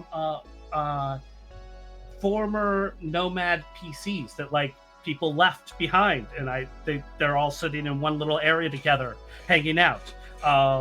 You know, there's just like all this crap around, which is I like to have that. And then I can fuck with people. I'll move shit around, and sometimes I'm just bored. Like while they're talking, I'm just like clicking for the hell of it. And other times I'm like moving in an enemy or something. And if they don't pay attention, I'll be like, "What the fuck?" when shit starts happening. And it really rewards some people for paying attention. That's always fun when you're like, "Oh, good, you caught me. That's great. I wanted you to." We did this. All right, so I had a crew who Night at the Opera. They took Lord Ruthven alive, okay, and they put him in the cryo tank, his own cryo tank, and they were going to give him therapy. Since then, that tech, well, he didn't take well to grafted muscle and a linear frame. He's kind of not really done much for the guy lately. But that's not the point. They put him in there. They're going to do therapy, but they held a night market at that chapel, right? And during the night market, I had decided one of the things I wanted to do is like somebody bumped the cryo tank or whatever, and basically I just moved Lord Ruthven out of the cryo tank and started slowly walking him through the night market. All these tokens all over, so he's not obvious, and I was just slowly heading for the exit. If I'd gotten to the exit, it would have been great. I don't know what I was going to do. I didn't think I was going to make it, but if he made it, it would have been awesome, you know, for them to realize, oh shit, like our cyber psycho just got out, like. But they caught him. Somebody saw him, and it was like, "Hey, I see you there," you know, it's fun to do that sort of thing. Put the cyber psycho back in like the healing juice. I don't know about you. It sounds like a bad idea. Still sitting there weeks later. Yeah, probably sit there full health. Like, I don't know if I like that. Hey, at least they gave him replacement body parts. They took all the cyberware, and I'm like, "Are you at least giving him like replacements for his eyes and shit?" And they did. So yeah, it's okay. Put the psycho back in the meat freezer, please. I don't like that. I don't like that. What is what is a cryo tank but a freezer for people? Anyway, moving on. It's like cryo pumps. You know, people are like, "Oh, they're for healing." Well, if you're good enough at holding people and grappling them, you can shove their ass in there. Yeah. They shut up when you do it. It makes for great advanced interrogation later. Or you can do other shit in it, you know? Yeah. You carry around the cryo pump and you like shove like weapons in it. It's already going to set off every metal detector. People don't always want to look at the body. So if you're lucky, you can bluff your way through it and walk through with a bunch of contraband or whatever. That's actually a very creative use. I hadn't thought of that, but you're right. Because it's like, if you're burdened down with a bunch of chrome, it's like, yeah, that's Jim. Jim was a bit of a chrome addict. As you can see, Jim's not doing so hot. So I'm sorry about that, officer. Yeah, exactly. Like, it's also good for like getting rid of bodies, right? Like, they don't have to be alive to put them in there. It's an easy way to get it out. People don't pay attention to the medical personnel that's marked carrying a body bag, right? It's what you expect, right? So, it's that social engineering in practice. That's you're just using people's predisposition for trusting a certain order. That's super fun. I love that. Yeah, it's fun to things. Yeah. I think we've covered like a lot of tools, like talking about like what kind of maps we use. And I suppose, is there any other neat little widgets or gizmos that you use while GMing? that has made your life easier, like any other neat tools like that, by chance? You know, I have my DM screen. I use that. Whoa! He's got one of them. He's Oh! one of the club. He's got one of those. Yeah, Oh my god! like I whip this thing out all the time. It's always sitting next to me when I'm playing Cyberpunk. And It's the fabled GM screen. Yeah, mine's right behind me. I keep the same thing, arm's reach. I don't have one. I got the Witcher GM screen over here. Yeah. That one's a little less rare. The Cyberpunk GM screen, the reason we freak out is just because I know it's because nobody can get it. They've been out of print for so long, and I'd like when I pick mine up, I'm like, well, of course I'm gonna need this. I run games all the time for people, so like I need one. And I didn't think anything of it at the time until like maybe a year later when they're like, yep, so we're sold out and we haven't found another printer for him yet. I'm like, yeah. So I mean, you probably can't see it, but I got you might. I got the requisite tape on mine. Yeah, no, I mean like mine. Let me see if I can put mine up here. Look at all y'all with your fancy GM screen. Oh, you'll get your own soon enough. They're going to be back in print soon, but mine's not taped, but you can see the creases already where they're like coming in. So it's like, yeah, it's well loved, you know. Exactly. Yeah, but no, I definitely am like that. That's a good point to have. And the PDF version of it is for those of you in the audience who are like looking at this right now. PDF version of it is $1 right now, and it has all the same tables. So like if you're running online games, it's still very usable. I really like that as a reference. Yeah. All right. So that's a big one. Other than that, like I mean, like sometimes I'll throw on costumes or whatever. If I filling up to it or whatever. Sure. But I literally would have like negative points in style and wardrobe as a character. My theory is that I have negative points, and when I crit fail, then it actually gets added to the total. And that's how I come up with something that looks good. It's fair enough. But you have stuff like that. I always have a cup of water over here, that sort of shit. Right. Like anybody else, you want to be comfortable while you're doing this. You're going to be here for a little bit. Yeah. Couple of hours. And I mean, like, for newer GMs, don't skimp on the things that make your life easier. I was resistant to rebuying shit for Roll20, but you know what? It made my life easier. It made shit faster. And while I don't like having to rebuy the same material over and over, I needed to because it's part of my job now. Like, I need it. I want a physical copy of most of these books, but I need a PDF copy too. Like, because I got to be able to like pull pieces out and share them with players with it. I'm not big on like sharing whole books because Well, thankfully the bundles exist now where you can buy, like, they're offering a lot of their stuff now, PDF plus Roll20. So like, if you are running a VTT based game and like you need to have the resources and you're short on money and you don't want to spend on physical media right away for your own library, like there is that as well. So you will have a copy of the stuff to reference in your downtime, and you don't have to log in. Yeah, because like Roll20 only like is not great. I saw somebody bring up, like, they were asking questions about Danger Gal on there, and I'm looking through it. You can't find the roll rank of anybody on the Danger Gal through Roll20, and I hunted like with Roll20 alone. You cannot find it. Yep, that's wild. And it's because they made all of them as NPC sheets, and you have to be a character, player character sheet to have rolls. Well, they should have made them as player characters when they had roles, so we could have the damn roll, or at least written it in that top description where it says roll, and like it was such a flagrant, like when I found that, like I wonder if going forward, because with Danger Gal being that recent one, I noticed that the quality of, and I'm not meaning to shit on Roll20 too hard. I use Roll20, but like I had noticed every time when an expansion comes out, there's just always something off that this should have been something that should Yeah. not have been an issue to begin with.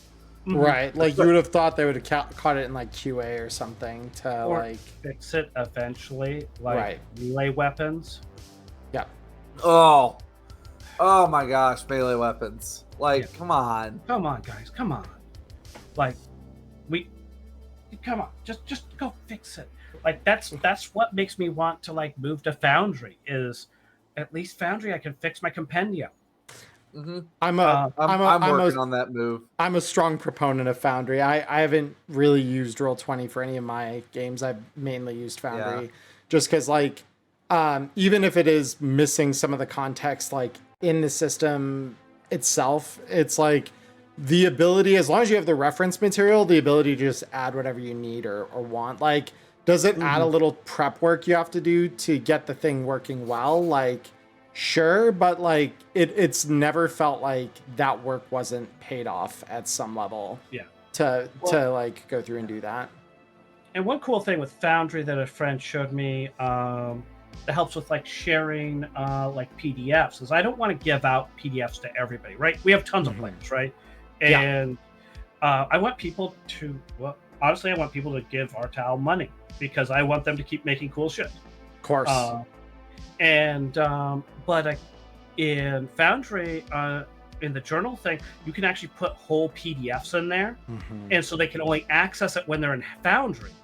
So now they have all the rules at hand, but you still don't get to take the copy home. Yep. Right. You know? And that's an elegant solution, which I would like to implement more. For right now, only Witcher's on Foundry. There was no VTT support for it, so went for Foundry. No, it makes sense because I would say of all of the ones I've seen and I've only really used Roll20 and Foundry personally, but Foundry feels the most modular to just like plug things in, have them work. So I totally would understand that. Like, if you're starting from zero, Foundry is probably one of the better choices. Yeah. So,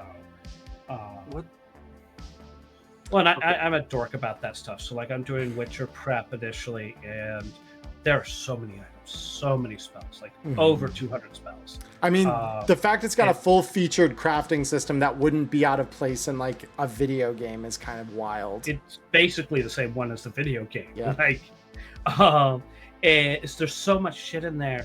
And so, like, being the dork I am, I actually started writing up R code to interpret the PDF, to turn it into Foundry JSON, to upload into Foundry, so that I could like just like try to do it. And now it fell by the wayside because then I met a cool GM. Let's see, I forget what his StartPlaying is, but I'm gonna see if I can find that. But yeah, Dylan, you're awesome. I've said it a million times. He went and put everything in by hand into a compendium with pictures and everything. It's fucking beautiful, and I am so glad somebody like did it and spent the time, because I wouldn't have put pictures in. That was like more than I was going to get to. That's yeah, that's a crazy amount of work. Like, and I do the bare minimum to get it functional, and so yeah, that's mind blowing to me. And so now I use his compendium. It's fantastic. And so yeah, that's awesome. And he runs games on StartPlaying. So if you're looking for Witcher games, you can probably hit him up.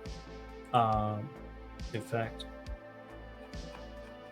I will pull up Witcher games really quick because I bet his. Oh boy. Yeah, I was about to say, I can't imagine there are too many tables. That seems like... Oh, yeah, right here. That's his... what's he go by? Dylan, the Friendly Neighborhood GM. Okay. Very cool. So, yeah. Because, yeah, like, Witcher, I know, has that problem where there's just, like, a severe lack of GMs. Like, we used to have it in Cyberpunk a little worse than we do now, but, like... Oh, yeah.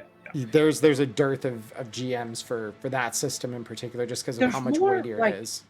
There's more around it. Like, something, and I don't know what it is, but something about the way RTAL and CD Projekt Red did Cyberpunk and Edge Runners, the video game, the show connected to the TTRPG and produced new fans, brought new blood in. Witcher did not. The show did not bring in people that I saw. Like, maybe it's just that there's so few looking for Witcher, but like just didn't seem to have that connection. And it's funny because they're both RTAL and CD Projekt Red, but there's something that they did differently the second time that was the right move. If I had to guess, just from, because I've played both, so my guess is just that Witcher relied a little too much on like features of classic interlock that made it play more like a classic TTRPG, and not in a great way. Whereas Red feels a little more simplified, and that simplification, like I find like when I'm trying to translate it, even when I picked it up as like a player and later a GM, a player who just had D&D in their background, like I picked Red up like that. It took no time, because like the amount of like rules parity between those systems is not that far apart. But for Witcher, like you've got to study that. Like it took us 8 hours the first time my group went through character creation in The Witcher, just because of how spread out that rule book is in terms of the stuff. And then It's you have cumbersome. That mage that's 150 years old, and you got to roll the life path up. Yeah.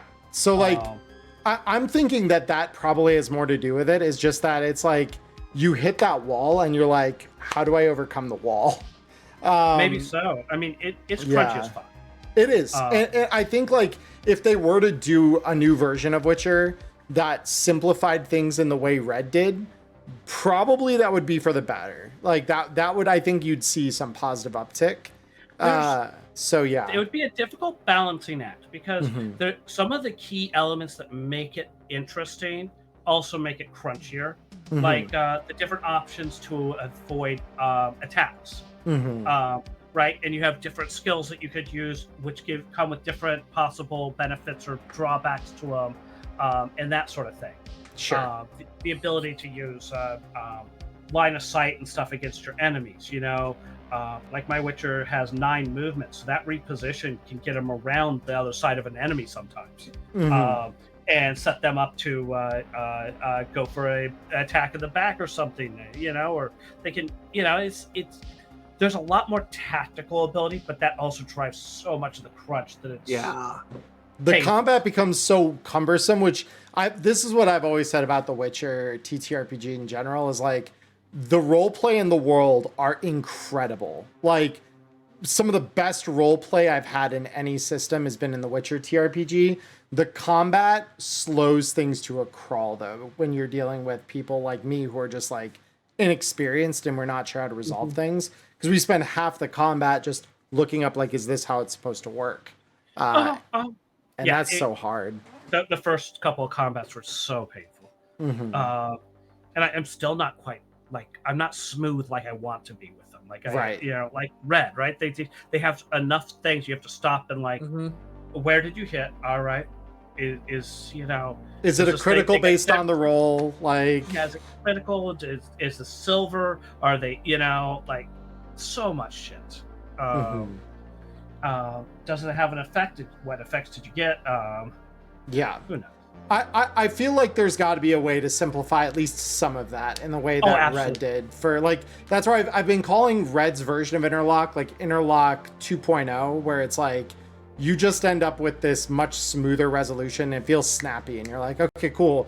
I just dive right through the combat, and it's like just as quick to role play a scene as it is to like roll through combat in a beat. And like, I think whatever Witcher does, like capturing some of that would help, I think, in terms of like netting new players into it.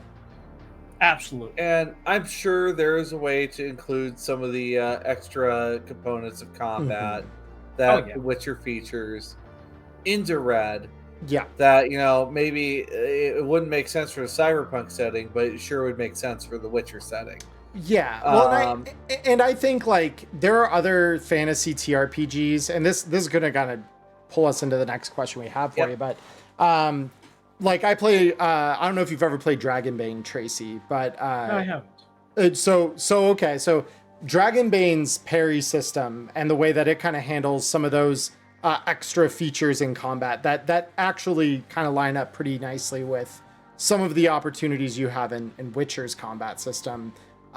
They just resolve quicker, and I think like if we saw them make those switches, that would be like night and day, in my opinion. That would be how you could do that and not lose the identity, but still retain the complexity elements that matter, right? Well, that's the thing with the design, right? Is that you can make, like when people show up on the Reddit and they're like, "How do you like my new homebrew rule?"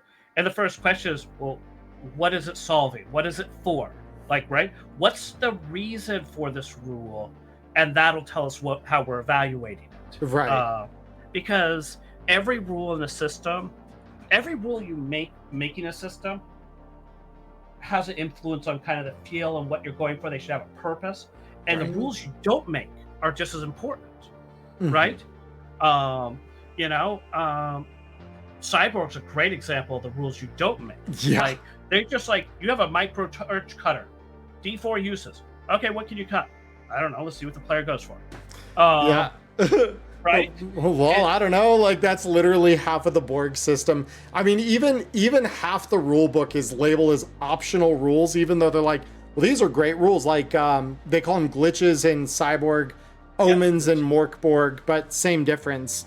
Where it's basically like your inspiration system in the game, and they're like, this is optional. I'm like, that's one hell of an optional rule. Like that's a really good rule. I like this rule. It's the rule that keeps your characters alive for more than one fight. Right. And I'm like, that's optional? What? Well, You're already bare bones as optional. hell. Why is that optional? Like for me, it's something I adopted from Fallout is luck. With Cyberpunk Red, sometimes I the GM will roll a D20 or not a D20, a D10 behind the screen against somebody's luck score, like maximum luck score. And it just so happens, maybe conveniently, they happen to just drop the ammunition, your gun fires, or just by chance they have that key card that you need. That's some of the stuff that I like to do with luck that I've brought in. Yeah, I love that.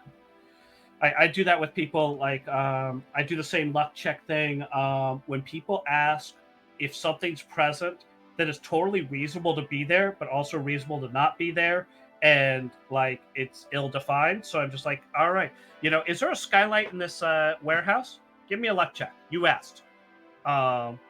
And it's always whoever asks. Like, if you say it, boom, you're setting it. Like, right. And I also do luck checks sometimes if they're calling allies or something to see if they can get a hold of them immediately. So that's what frequently I use for are they home? Same sort of thing. But it's great using that sort of thing. I also let people use luck afterwards at double the cost. Like Rob Mulligan's. Yeah, I love that rule because if people like sometimes want to hoard their luck, but then they forget about it and don't use it. When you have that, there's like opportunities where they're like, absolutely, I'm going to spend this because like they hit something and they're 1 point off, right? And I'm like, do you want to use the 2 luck points to push that? And some people are like, yep, and other people are like, no, because I don't have any more luck because they didn't put into it and they're not lucky enough to pull that one off. Right. And then I love flavoring those things as pure dumb luck events. Sure. That like it's just something purely accidental that happens. I had an arrow, trank dart flying at a player. He turned with his guns. He used the luck to push that evasion just over, and he like hit the dart with his gun as he turned accidentally, and it deflected off, right? And like it was absolutely going to hit him, but he got lucky. That's what made the difference. Yeah. So we've talked a couple of games up, like you mentioned Cyborg and Witcher, and like you play Dragonbane. What are some of your favorite non-Cyberpunk Red TTRPGs, whether as a player or a game master? I mean, I mean, Cyberpunk Red's like my main thing, but Sure. I would love to play more Cyborg. It was so hard to try to get a group going. Eventually, we ended up having to just kill it. We had 2 players; they were great, but after, I mean, hell, we went like quite a while. But after a while, we're like, we're gonna have to kill it because we just can't get more people in here. Sure. I would love to play some Vast Grim, which is a cyborg variant in a dying space, in a dying universe. The whole damn universe is going down. If you're lucky, maybe you can find the portal, whatever the fuck they call it, and jump to a new realm, or maybe you'll just spread the horrific disease that's destroying your realm into another universe. Who knows? It's like the Morkport, so you have like the countdown to utter like annihilation of the world, right? Yep. So I'd love to play that some more. It's like Cyborg, it's brutal. And have you looked into Death in Space then as well? Yes, I've read Death in Space. They hit some elements of the space stuff better than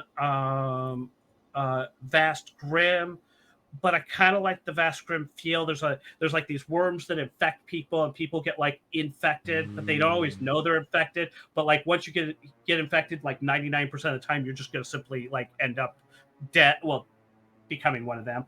But like it has this like higher level of paranoia, and the world is just the universe is just fucked. And so but Death of Space, totally, I'd love to play Death of Space. And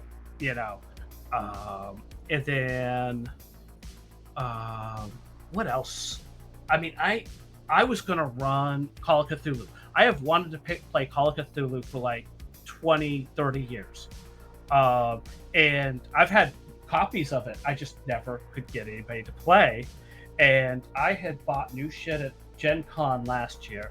I was prepping the adventure. I had it up. I was trying to recruit people, and I was like, I'm going to play some Call of Cthulhu. And then my players instigated a Fallout game, and man of the people, right?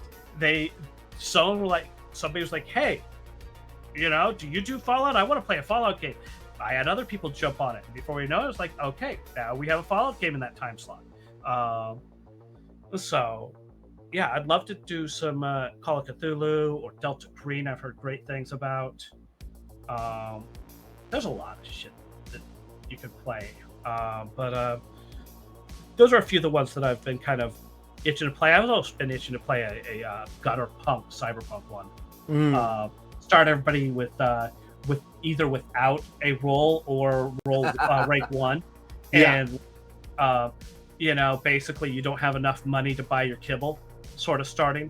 For netrunners. So like no rent, no lifestyle, like you were fucking broke. I think that would be fun to build up from the I'm on the streets to I'm getting off the streets to, right, actually doing it, right. There's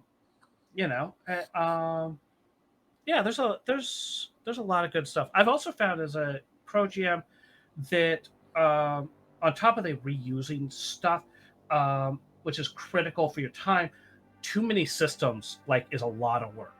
Sure. Because you can't reuse as much, and even if the systems are similar, Witcher and D&D, they still have different flavors and stuff that you can potentially do it, but you can't always. Witcher and D&D, for all of their genre similarity, the gameplay is a mile apart. They're insanely different on that layer. Yeah. And so right now I have 6 cyberpunks, a D&D table, a Fallout table, and a Witcher table, and I'm kind of feeling like I want to cut back one of the systems just to free up a little bit more time, because I'd rather like get another, Fallout table, or have 2 of those or something, or Sure. It just kind of, I don't know, it runs a little bit better, it works a little bit better, and then you also get to try out the crazy thing with one group, and then like play it with the other, and then flip-flop them. My Cyberpunk groups are like, some groups always trying something new that Right. that I haven't run before, and other groups are always playing shit that I've run a dozen times and they're still surprising me. So So I guess one additional question I had then that kind of dovetails off of that. When you start trying to develop like new things for a group, how do you, I guess, navigate that process to begin with? Like, how do you evaluate that? Obviously, especially in your case where you've got, 9 different games that you're kind of juggling. How do you eke out the time in the middle there to like develop a new idea and work through that? Chaotically. Fair enough. I mean, chaos is my native language. No, you have to shift your focus from like system to system and group to group, right? And so I will spend a period of time. Recently, I've spent a bunch of time working on D&D stuff. We finished out Dragon Heist.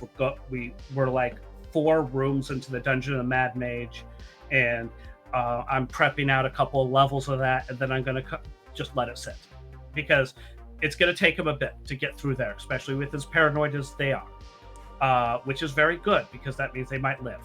That place is not nice. Sure. I absolutely love the trap. That's a pit, and if you fall, it's 10-foot square pit, right? But at the bottom is a gelatinous cube, so you fall straight into the gelatinous cube. Oh no!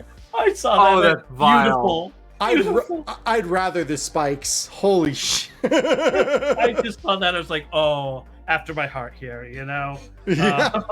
That's like Gygax level kind of traps. Yeah. right there. That's how appropriate too, because net runners is you make your first level on the net system, not some like password or something nice.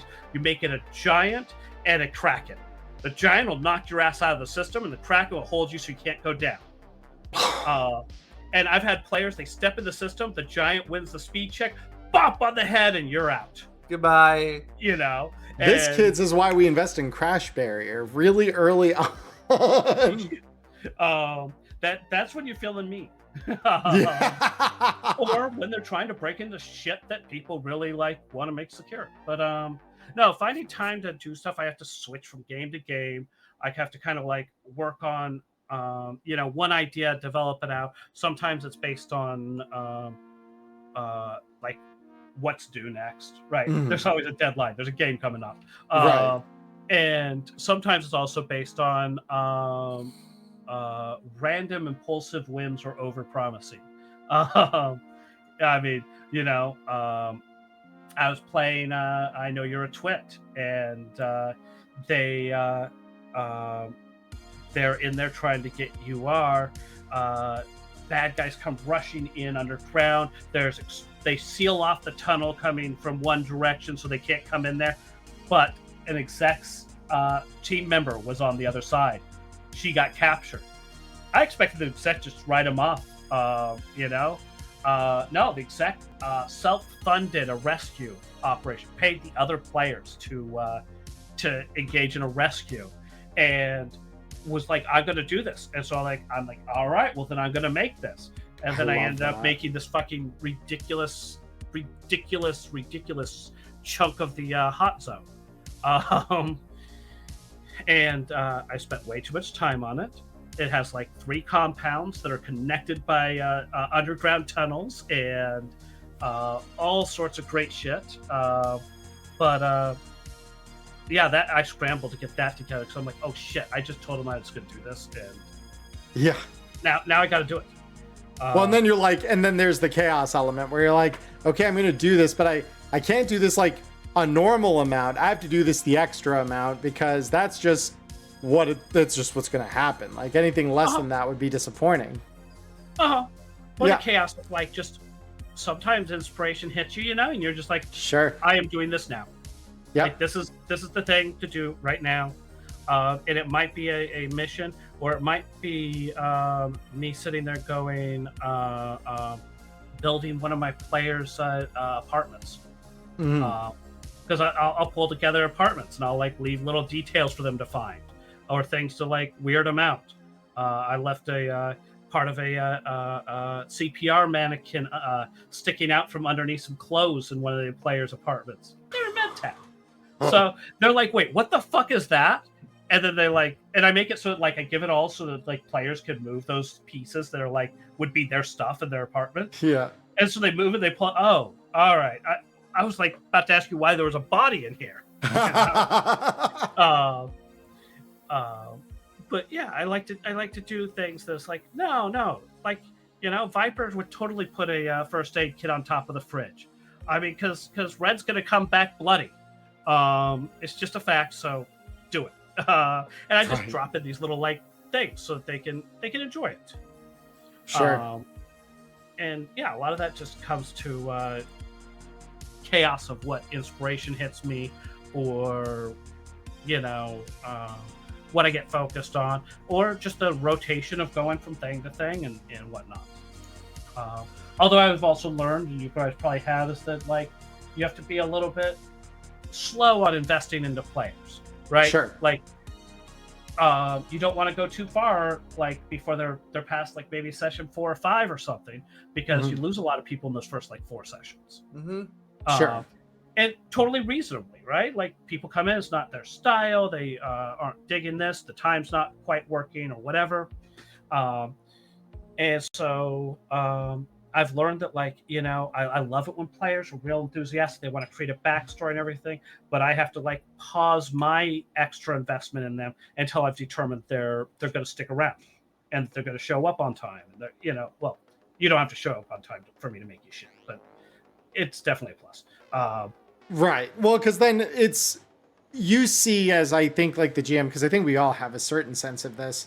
You're seeing the respect for the work you're putting in.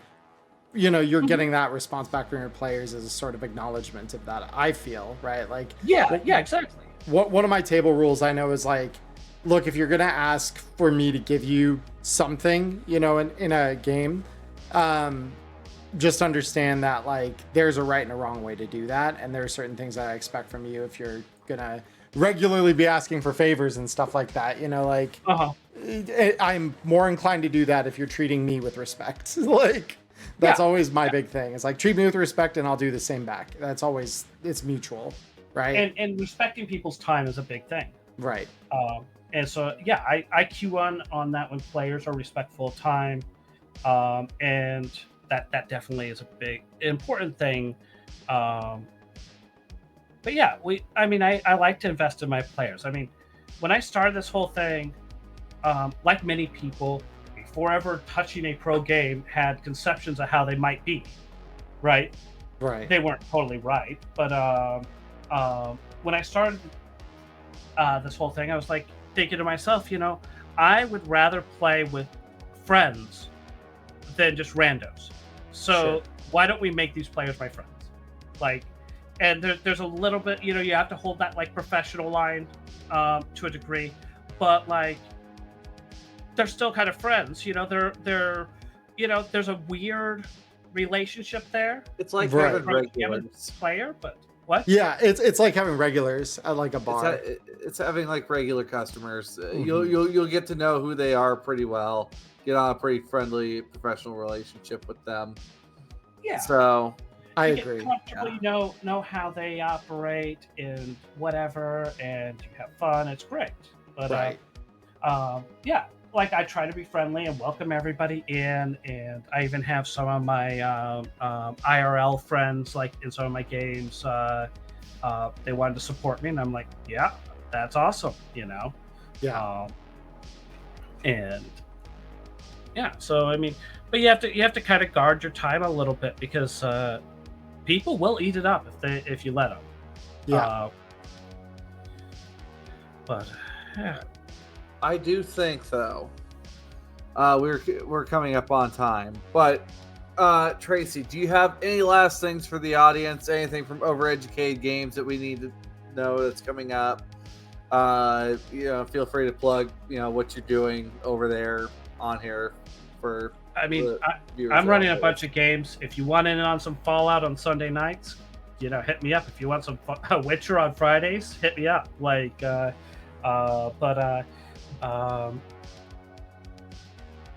I mean, right now I'm just kind of cruising along with a lot of what I have.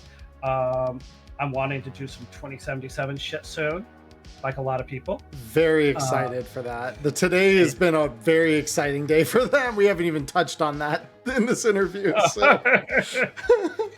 There's always a lot to talk about. There really is. I don't have anything special for everybody. I mean, I don't know. I'm working on some things. I always have a bazillion ideas, and one of them's going to get finished eventually. All right. I'm not sure what to say, but yeah, that's all right. Of course, Tracy, glad to have you on over here at Wireheads. Thanks for coming in for an interview. I greatly appreciate it. Getting to talk with other professional GMs. Awesome. To everyone at home, thank you so much for tuning in. Please go check out Tracy Goodwin over on StartPlaying Games with Overeducated Games. And also, as well, you check out Emmerron and I. We're also professional GMs as well. But you have all sorts of great folks over here. We're willing to run tables for you. And as always, we'll be on Wednesday nights. And I guess one last reminder, once again, just for those of you in the back who might ask me later, the pre-order is out. It's today. We don't know when I don't know when the box kit's dropping. We do have a date. We have a date. We actually have a date. We have a date. June 21st is officially when those orders are fulfilled. They start shipping on the 24th. There it is, Chad. I'll get my PDF then. Your June PDF, 21st. PDFs are fulfilling on the 21st, and the physical boxes are supposed to start shipping on the 24th. So, if I get one more question about it, this is your answer. I'm going to be mildly upset. If I get the PDF, I can survive. Right. Well, the PDFs are only $15. Today's our first look at what that is. PDF $15, guys. So yeah, if you want to get in on the Edge Runner mission kit and you don't have the money for the physical box, or it's hell to ship it to wherever you live, $15 gets you the PDF or your regional equivalent thereof.